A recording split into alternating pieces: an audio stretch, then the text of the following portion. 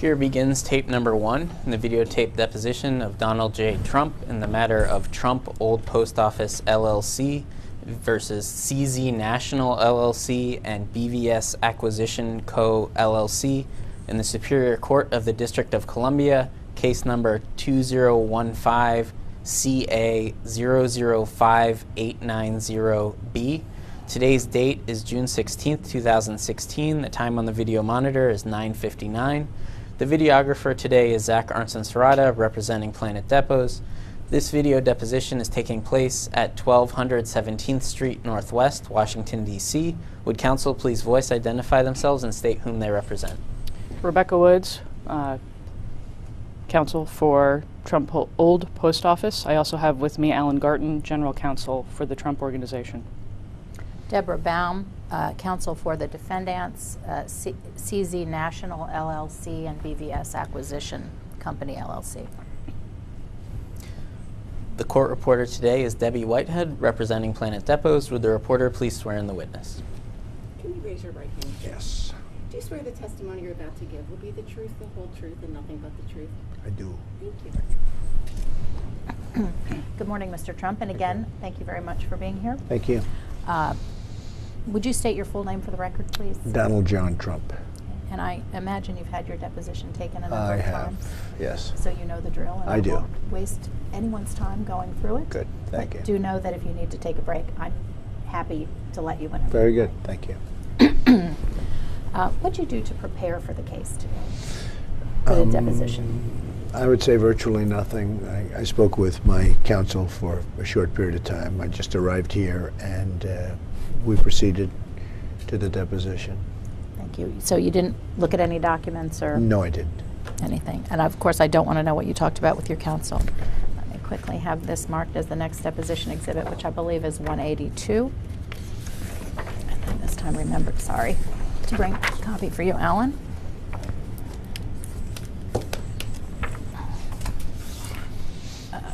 Trump, that's the notice of your deposition, actually technically the second amended notice. At the very last page, page 8, there is a list of documents requested. Did anyone ask you to look for documents related to this case? I believe my lawyer did, and he looked for them with my secretaries. Do you keep handwritten notes? No. I think your daughter told me in her deposition that you don't email, and I observed that that's because you're a very smart person. Yes, we've figured that out. It took a lot of people a long time to figure that out. That's right. But do you make notes? Do you have anything on paper related to this case? No, I don't.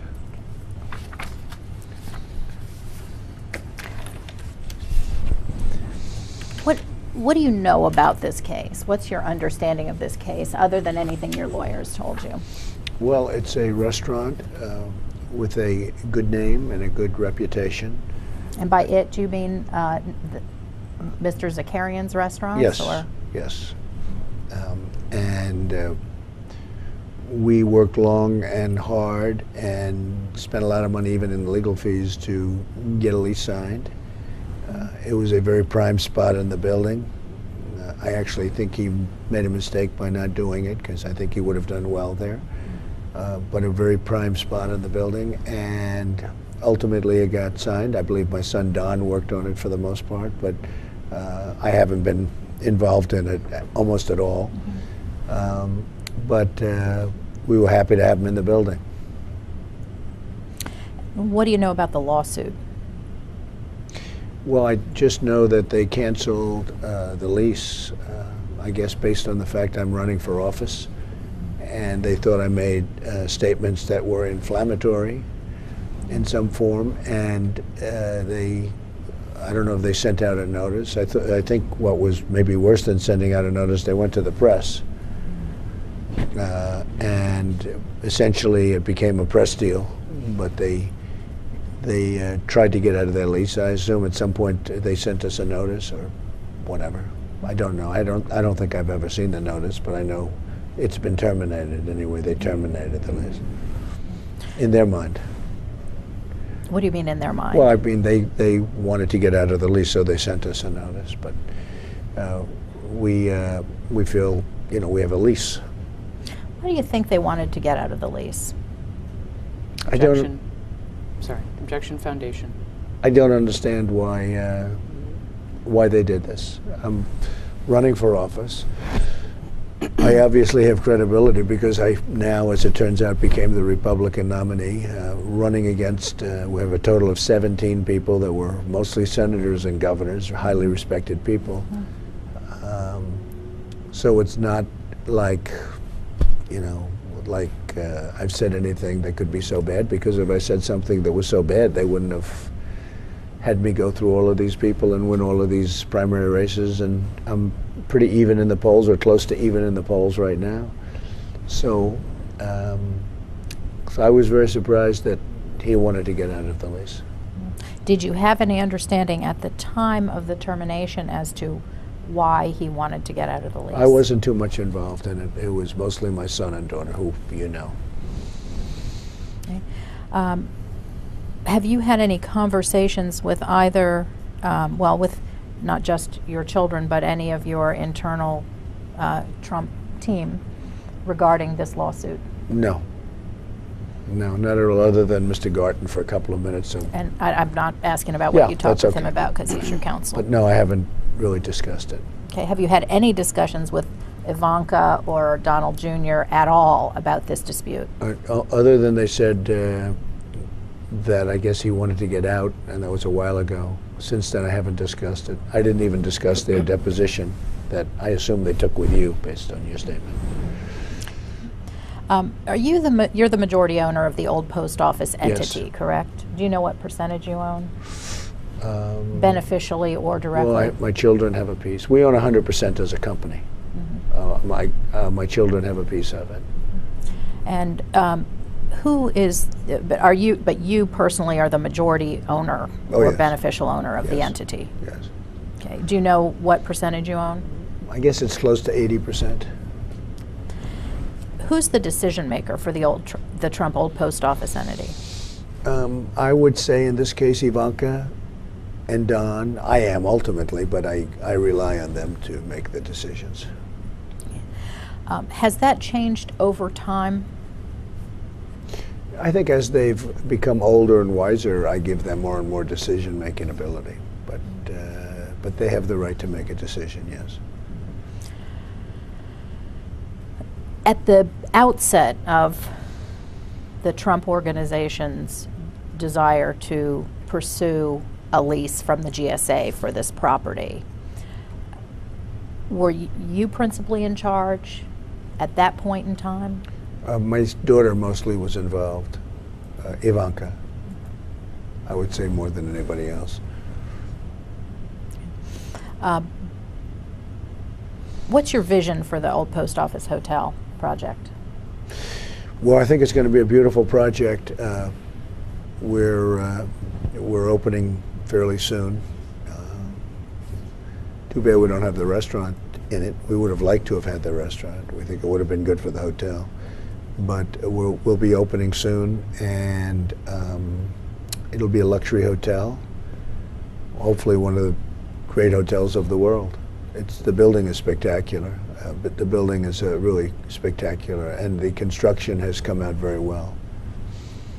Has your vision for the hotel project changed over time? Not too much, other than the restaurant, actually, and the restaurants. Not too much. And when you say the restaurant, you mean the Zakarian Yes. restaurant? Yes. And there were originally going to be two restaurants, Right. one in the Cortile Correct. Central Space, the Correct. Jose Andres restaurant, Yes. and you now have BLT, BLT, yes. and no restaurant in the northwest corner, which was No. going to be the Zakarian space. We didn't have time. I would have rather had a restaurant. We just didn't have time to do it. How would you describe the Trump brand? A luxury brand. I think it's a brand where people know we get things done.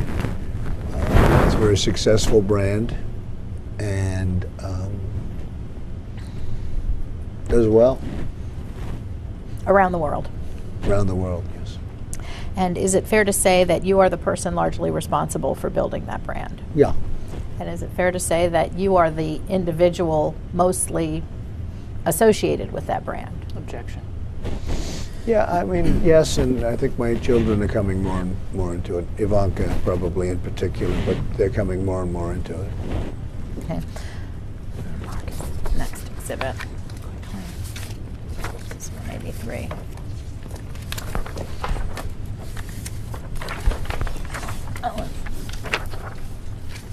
Mr. Trump, showing you what's been marked as Exhibit 183.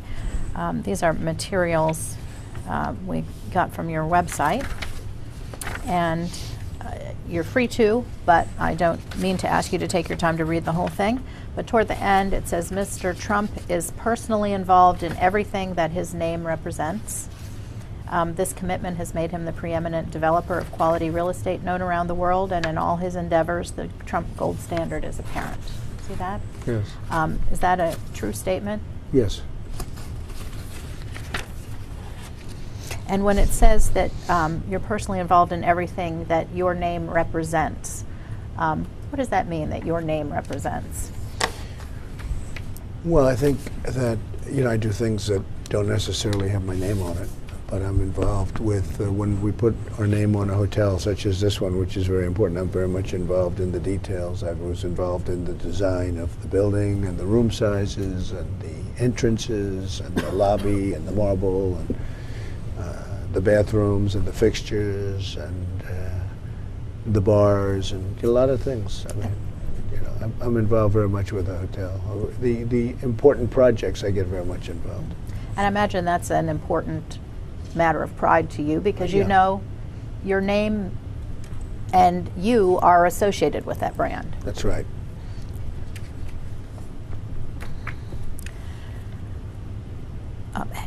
Have you put a value on the Trump brand?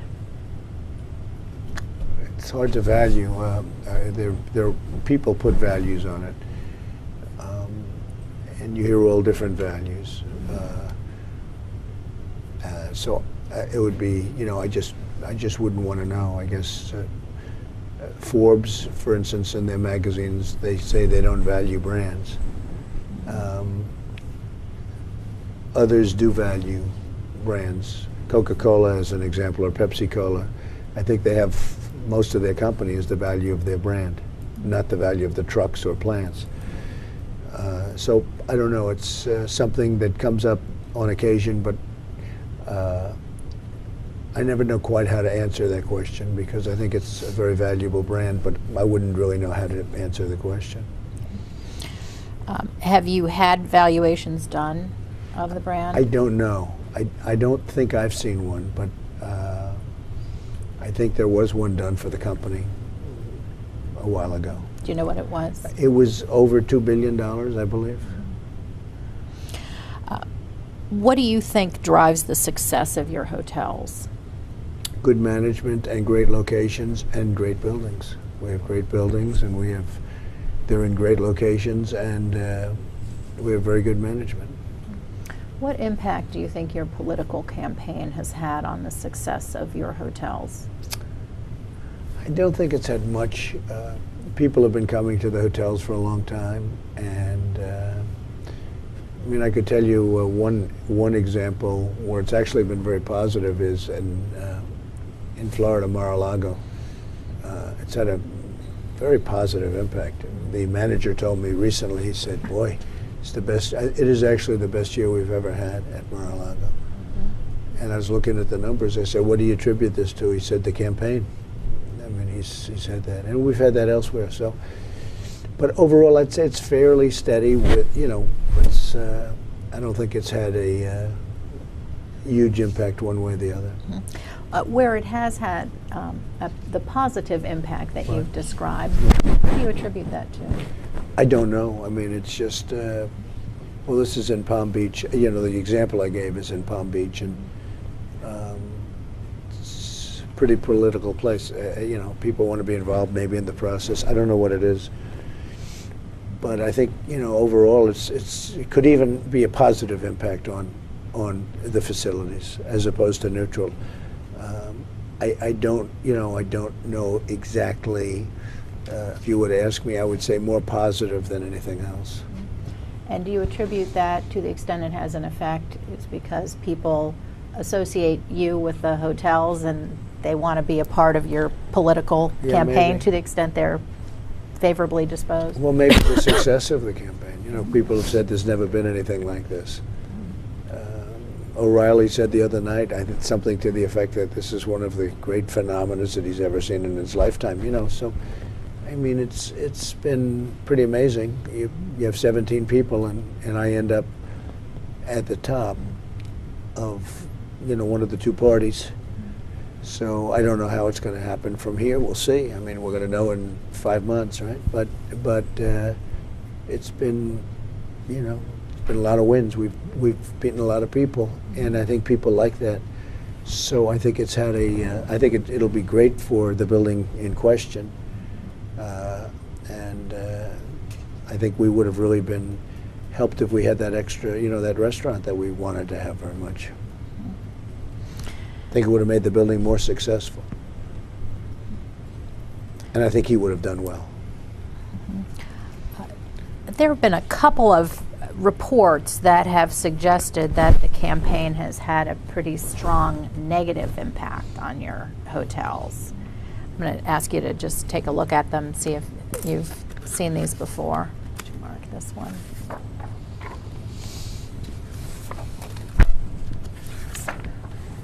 184.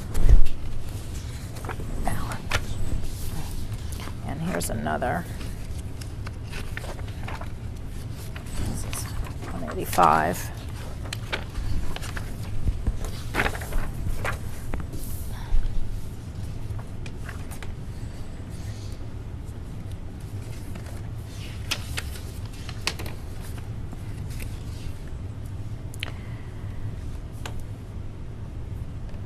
Are you familiar with the survey that's described in the Forbes article, which is marked as Exhibit 184? No, I'm not. I've never seen. I haven't seen the article. I haven't seen the survey. Okay. Has anyone talked to you about the survey, which No. apparently showed that 45% of people said they'd make a specific point of not visiting a Trump-branded hotel or golf properties over the course of the next 4 years? No, I haven't seen it. And similarly, is the answer the same with respect to Exhibit 185, which describes a study by Hipmunk, which I will confess I've never heard of. I've never heard of it either. It says it caters to younger people, and that may be why. Query why they published the study. Pardon? Query why they published the study. Anyway. I've never seen it. Okay. This one, the Hipmunk study, says that the hotel bookings dropped more than 59% in 2016 compared to the same period in 2015. Is that accurate? No, no, it's not accurate. It's not accurate. No, I think we're doing very well. Okay. Have you had conversations with your team internally about the impact, if any, of the campaign No, on the hotels? no, I have not.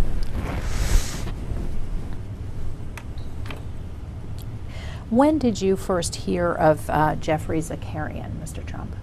Actually, through my son, Don, and maybe Ivanka, but through my son, Don, who said, you know, good reputation, good restaurateur, and that they were close to signing a lease with him after a pretty long negotiation. Okay. So you hadn't heard of him until they told you we're close to having the deal done. You weren't involved earlier. That's right. And apart from anything you've learned in this case, what do you know about Mr. Zakarian? Not much. Anything? No, I mean, I really don't. I just know he operates a good restaurant. Have you ever been to any of his restaurants? No, I have not. And do you know anything about Lou Ceruzzi? No. Beginning, do you know, in placing it in time, when you first heard about the negotiations with Mr. Zakarian or his entity? A while ago. Again, Don handled the negotiations. The only thing I knew is that he told me he's negotiating with Zakarian. And did you approve of those negotiations? Yeah, sure. And was that in the 2014 timeframe? Yes, yes. Prior to the signing of the lease. And do you know when the lease was signed? No. Okay. show you what's been marked, or it has not yet been marked. Please mark this, it's 186.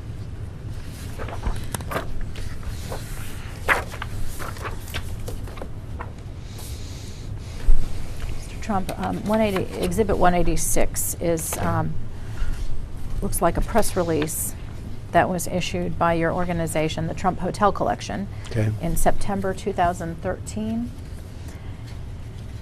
And does your organization put out press releases like this from time to time? Yes. Okay.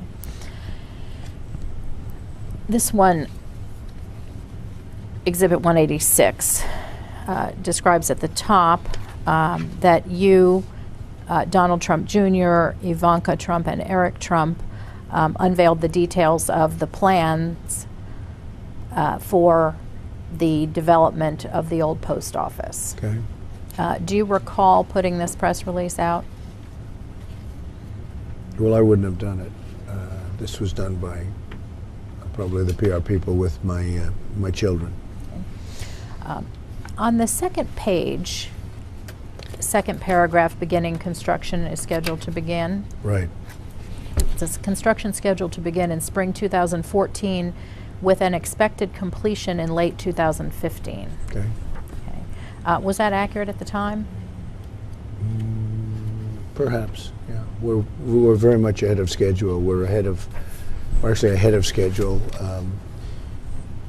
and we also went higher end than we even thought in terms of finishes and materials. Mm-hmm.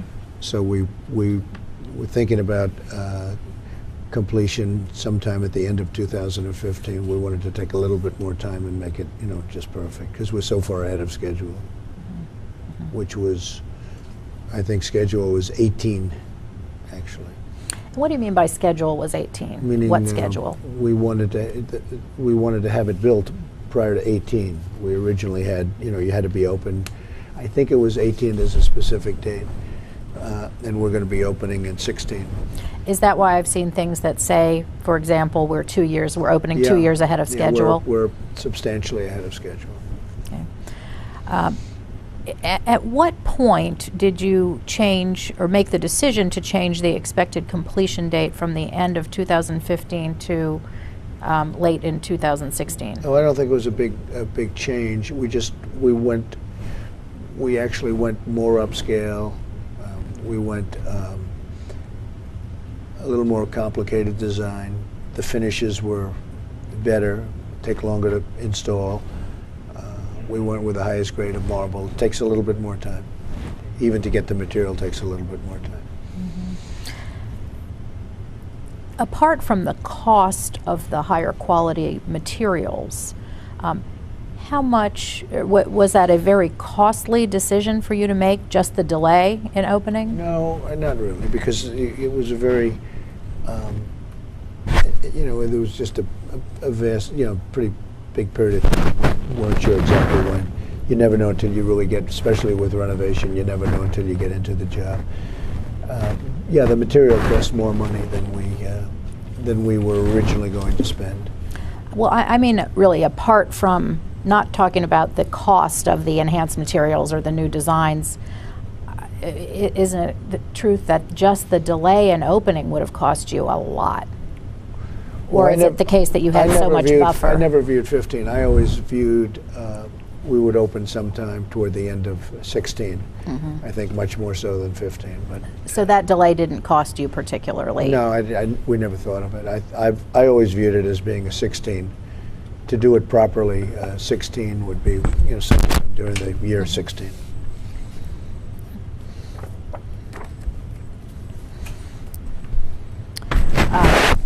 So your son Donald, I think you told me a few minutes ago, told you about conversations with Mr. Zakarian, or his, if I say Mr. Zakarian, you understand that the lease is with an entity. Right, sure. His entity, in the same way that your lease is a Trump entity. Okay. Did you have any understanding about the key business points in the lease negotiations? No, I didn't. Did they tell you how they were going? Was there any issue? No, never did. Just, we have a deal. Just, we have a deal? We have a deal. They said, We just signed the lease. We have a deal with Zakarian. Okay. So they said, we just signed a lease and we have a deal? Don did. He told me when they signed the lease. I don't know when that was, but it was a while ago. But he told me we have a signed lease for the restaurant. Do you remember anything else he told you about the lease? No, not at all. Do you remember whether it had a guarantee, whether there was a letter of credit? He told me there was a letter of credit. I think he told me there was a guarantee. I think this was a while ago, he discussed a couple of the points of the deal. Mm-hmm. And most importantly, he said a good quality person. Mm-hmm. Mm-hmm. And restaurant. Mm-hmm. When you say he discussed a couple of the points of the deal, do you remember what any of those were? The basic rent and the guarantee, the restaurant. They showed me a rough sketch of what was, conceivably going to be built. But that's a very, very short conversation. I said, fine, I have confidence in him. And he liked it, so I liked it. Okay. Was the guarantee important to you? Yeah, it was, because I think we would have been able to, then we had plenty of time. It wasn't like we were rushed like we are now. I think that, we wanted to have a guarantee because we would have been able, I'm sure, to get another restaurant. And, we want to make sure once we have the restaurant, we'll work hard to make that restaurant successful. We'll help the restaurant. I think the hotel would be very good for the restaurant. But the guarantee, yeah, it's important, and it's pretty standard. I think it's it's a negotiated point, but it's pretty standard. Mm-hmm. And why is it important to you? I want to make sure, you mean the guarantee of the rent? Right. I want to make sure I get my rent. Because we're giving up a space, and you want to make sure you get the rent. And did you focus on the fact that this was a lease deal instead of a management deal? Yes, he told me it was a lease deal instead. Was that significant to you? Yes. Why? I'd rather have a lease deal. Why? It's a better deal. Why? Because they pay rent and it's assured, as opposed to a management deal, which you never know how it's going to work out. What do you mean you never know how it's going to work out? You don't. A management deal, you never know how it's going to work out. Whereas a rent, you know what your rent is. That's why the combination of a rent and a guarantee is a good deal if you can make it. I'm not trying to be difficult. I'm having trouble understanding your answer. When you say a management deal, you never know how it's going to work out. What do you mean? Well, if you do good business, that's fine. But with a management deal, if you do bad business, you don't do well. You can lose money. With rent, you just get your rent automatically every month. It's much simpler. With restaurants, you never know how you're going to do. Honestly, you never know. That's true. Okay. All right.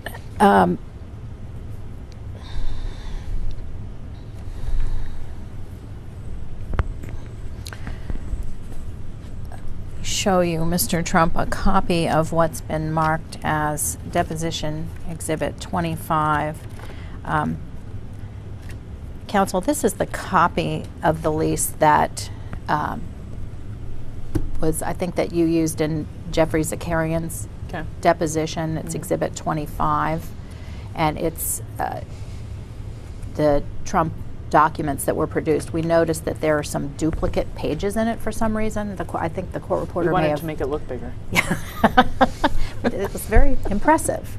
It does look bigger, but it looks like it's a big lease. So I'm going to apologize in advance, Mr. Trump, for showing you. But I think they said they took some of the extra pages out, but there may be some duplicate pages in there. Here you go. Thank you. And I have extra copies here. So this is Exhibit 25.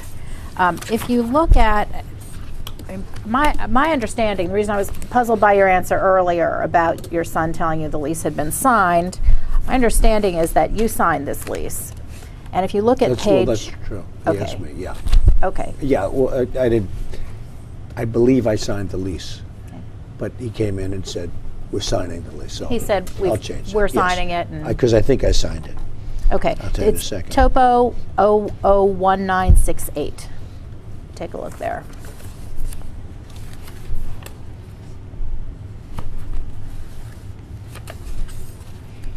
Yeah, that's my signature, yes. And Did you review the lease at all before you signed it? No. So did you have any understanding when you signed the lease as to what your rights were relative to getting damages against the tenant in the event of a default by the tenant? No, when I signed the lease, my son said we have the lease, so I signed the lease. But really, they knew it much better than I did. I wasn't involved in the lease. I signed it, but I wasn't involved in it.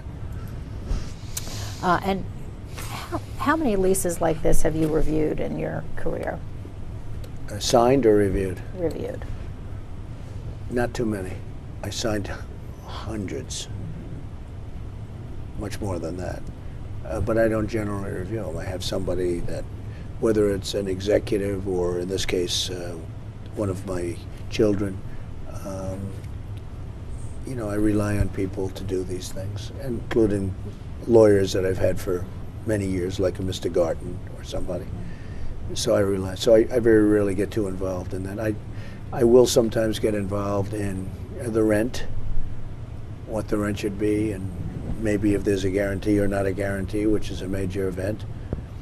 But for the most part, I'm not involved in the details of the lease. So I take it that, for example, if you would turn to page 1933.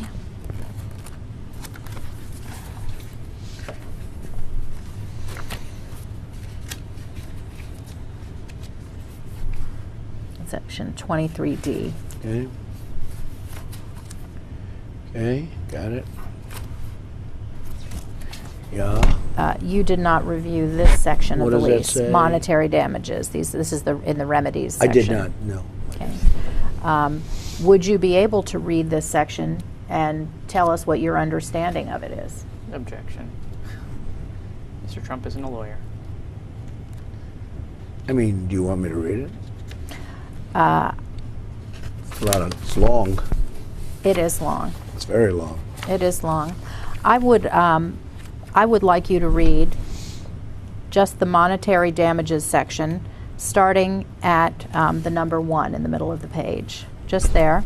The rest of that, and to the end of that, it continues on the next page. And tell me what you think, reading that, you as the landlord are entitled to get from the tenant in the event of a tenant breach in the way of damages. I don't have my glasses. I mean, I am at a disadvantage because I didn't bring my glasses. This is such small writing. All right, well, well, if the witness can't actually physically read the language, I that's a mean, problem. it's very but small writing. I I also- can make it out. Do you want me to try? Well, we can have, Let's you know just what do it. we can do? We can have a bigger copy made of these pages. Let and me we'll try. come Let me back to just do it. All right, I have to place on the record a hearty objection.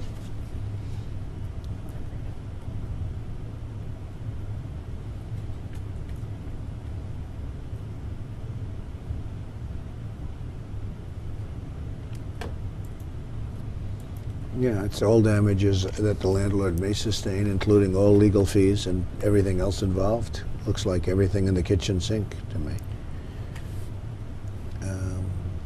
Then you have number 2.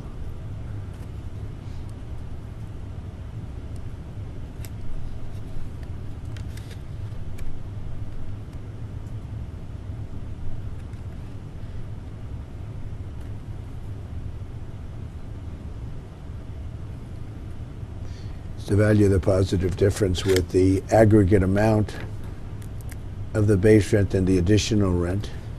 Mhm. Yeah, I mean, basically it's saying you have to pay all damages, and going forward you have to pay rent and other things. I mean, it's a complex clause, but it's a pretty standard damages clause, I Okay. think you'll find. Would you agree with me that it says here in part 2, in the, you have an alternative, that you can either elect to recover in the way of Well, rent? the landlord can elect. The landlord, yes, you, the landlord, can either elect a sum that at the time of the cancellation represents the positive difference, if any, between the aggregate amount of the base rent and additional rent that would have been payable. So what the tenant would have paid under the lease, right?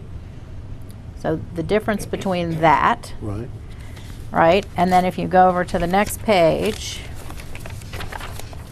Or, now this is minus, so the difference Right. between everything you would have paid minus the aggregate rental value of the demised premises for the same period, discounted to present value. okay. Okay? So what do you understand the aggregate rental value to be? Objection. Well, we're getting no rental value now. I'm not sure that we could have rented it. I don't know that we could have rented it. But we're getting no rental. It was not an easy space to rent, to be honest with you. And he agreed to pay rent, and he agreed to take the responsibility of the restaurant, which is important because we didn't want to have losses. And so this would be the rent that he's paying, less some kind of a rent that we get. I don't know that we could have gotten a rent. Okay? It says the rental value. Do you know what the rental value? Sure, the rental value. Objection. So you'll have to find out what is the rental value. But Right. the rental Okay. value. Do you know what the rental value is? No, Okay. no. All right. Then let's turn, if you would please, Mr. Trump, to page 1939 regarding the letter of credit.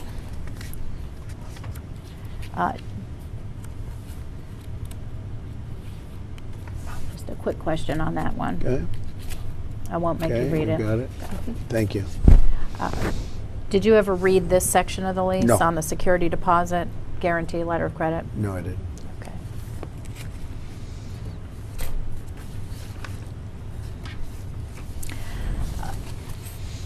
In section 4 of the sublease, you can look at it if you like, but did you understand that the tenant agreed to use and occupy the demised premises for a first-class, in all respects, restaurant? Yes, And you understood that that was an obligation that the Zakarian entity had? that's right.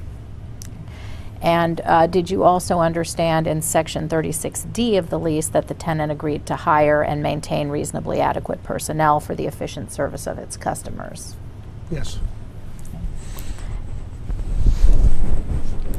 Do you understand, as a businessman, understanding you're not a lawyer and I don't want to know what your lawyers told you, but do you generally understand that in every contract, and particularly in every lease, there is a covenant of good faith and fair dealing on the part of both parties implied into every lease? I don't know how you define that. I mean, I just don't know. I mean, I just know we have a lease that said you're going to occupy a premises. We took it off the market. We thought we had a deal. We had a deal for quite some time. And, I mean, he just didn't live up to his deal. But my question is, do you understand that there is a duty of good faith and fair dealing that's implied on to the part of both parties in every lease don't know. deal? I mean, I don't know. I want a fair deal. I just don't know what the lease is. Do you agree generally that regardless of what's specifically written in the lease, you as the owner can't then interfere with the tenant's right and duty to do what he's required and entitled to do under the lease, which is operate and profit from a successful restaurant? I just don't know what the lease says. It's a very big lease. I don't know what the lease says Yeah. on it. Well, my question, sir, respectfully, was that apart from what the lease says, whatever the lease says, do you understand that you can't then go and just interfere in some way with the tenant's right and obligation to open and profit from a successful restaurant? Objection calls for a legal opinion. I just don't know. I mean, we're not interfering. We didn't interfere. We gave him the premises. He chose not to take the premises, and so I mean, I haven't interfered with him. As a business person, do you understand that you could, well, strike that. Is it your understanding as a business person that you could go and announce outside Mr. Zakarian's restaurant that he's a terrible chef? Objection. I think I could do that, actually. I mean, you know, if he, let's say he was doing a bad job, let's say he opened a restaurant, he wasn't doing a good job, and somebody asked me, I think I could probably say I didn't like his restaurant. That doesn't mean I'm right or wrong, but I could probably say that, and he could counter me, but he'd still be paying his rent, and still be serving, and still would have control over the premises. Do you think that you could go stand outside his restaurant and say, you'll get food poisoning if you eat here, don't eat here? Objection. Probably could say that, but I wouldn't say that, but I probably could say that. And when you say you could say that, you could say it without violating any duties under the lease. I don't know what the lease Objection. Calls says. for a legal opinion. Also calls for speculation. I just don't know what the lease says. But You if know, it, once you have a lease, you know, when you have a lease, you have a lease, and I just don't know what the lease says as to that. I will tell you, the lease doesn't specifically say you can't go stand outside and say you can't eat here. And the lease doesn't say you can't do any of these things. So just assuming the lease doesn't specifically address it, is it your testimony that you could say, stand outside his restaurant saying don't eat here? You as the owner. Well, Same objection. over the years, I've seen many, many landlord-tenant disputes, and I've seen horrible things said both ways. But the tenant is never released from paying his rent. I've seen unbelievable disputes where people are fighting like cats and dogs, and the tenant keeps paying the rent. Well, the question is, though, could you stand outside his restaurant with a sign saying, do not eat here? Speculation, legal conclusion. I just don't know. I really don't know. I guess I could. If, you know, he's got to pay his rent, and he would have to challenge me or go to court to have the sign removed. Normally what would happen in a case like that is you would be hired, you'd go to court to get the sign removed. But you think you would be within your rights to do it, as far as the lease is concerned, and your obligations as a landlord? Well, I think he'd have to pay his rent, yeah, and he could go to court and have me take down the sign. Okay. Do you think that you, under the, in terms of your obligations as the owner of the property, do you think that you could put out statements saying that Mr. Zakarian is a racist? Objection.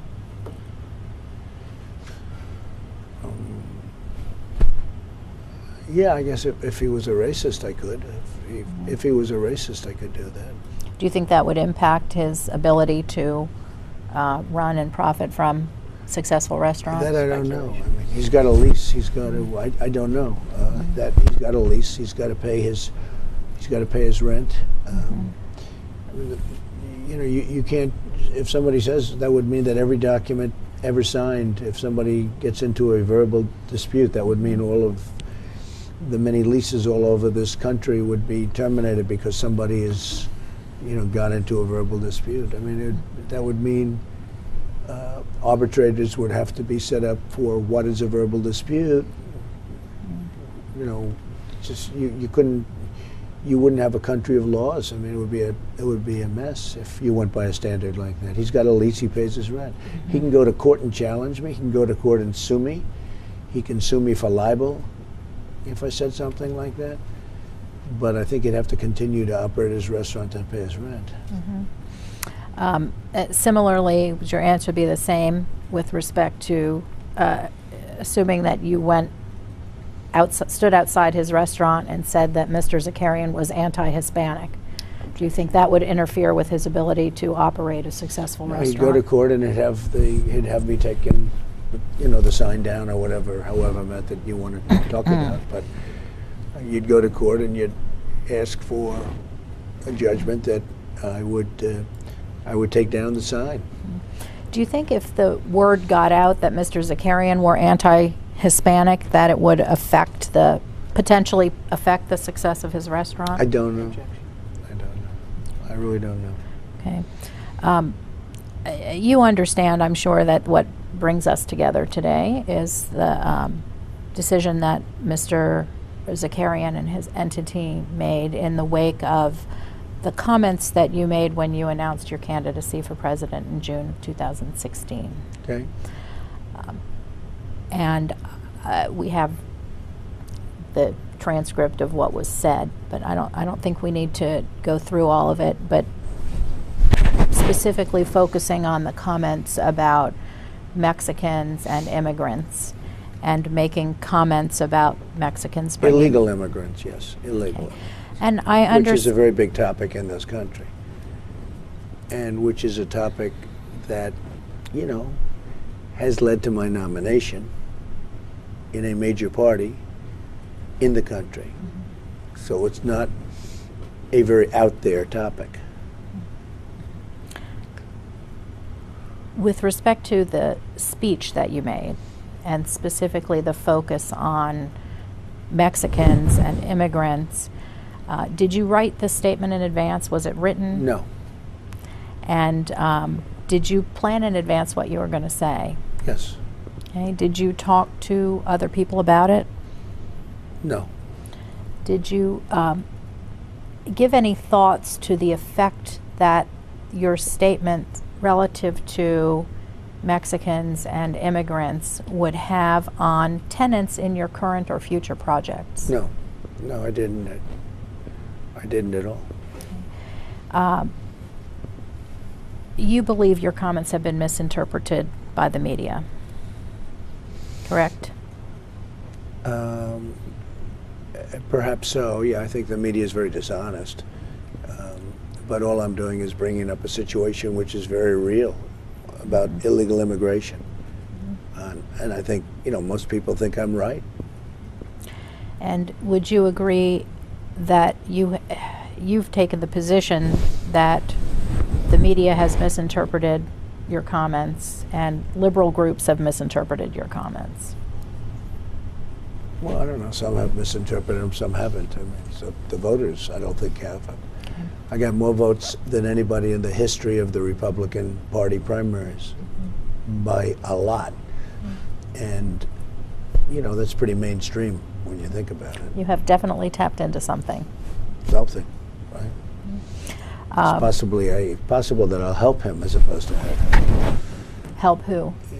If he had the restaurant, it would be helped as opposed to hurt. Why do you think that? Because you just said it. I mean, I've tapped into something, and I've tapped into illegal immigration. I've tapped into other things also. But, you know, when you get more votes than anybody in the history of the party by far, more than Ronald Reagan, more than Richard Nixon, more than Dwight D. Eisenhower, who won the Second World War,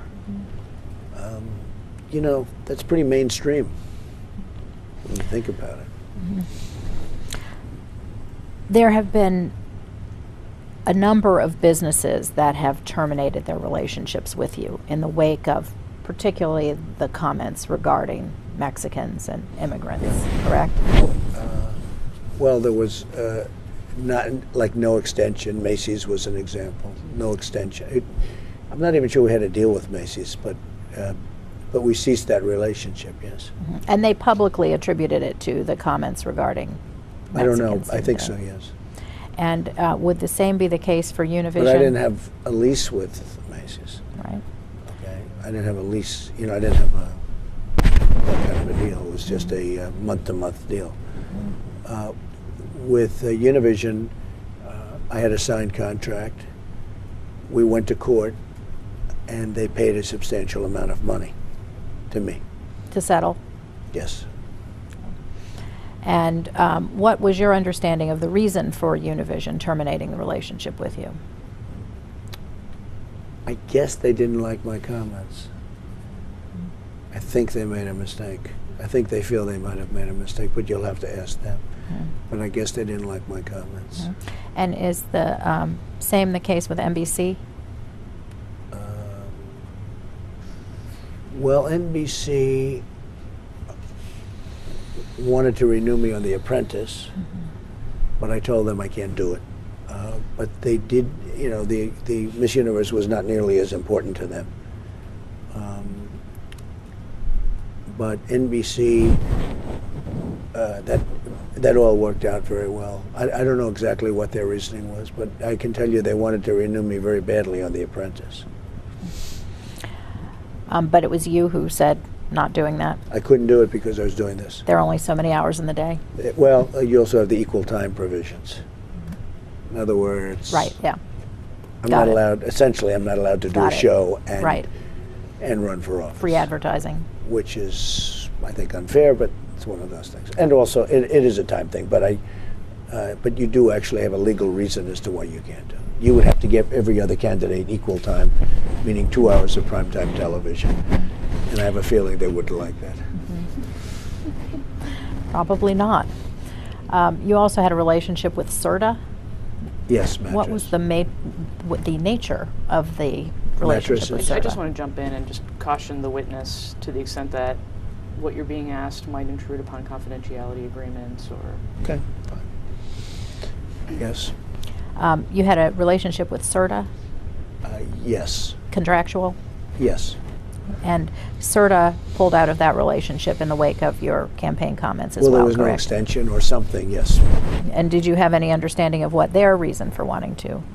Not particular. I wasn't involved in it too much. Did it cause you any concern that all of these entities wanted to apparently distance themselves from you in the wake of your comments? No, I'm a big boy. I understand. I've been making these statements, by the way, for many years. This is not just new. You know, this isn't... when your client signed his lease, my views were out there very, very strongly. Well, you would agree with me, wouldn't you, Mr. Trump, that they've gotten a lot more press in the last year? No. I mean, maybe more, but I can tell you that, again, some people will do better because of it. And maybe some people won't. I can't answer that, but some people will do better. But I've been very strong on these. I've been very consistent. I've been very strong on the things that I said for years. Debbie, will we have a moment to take a quick...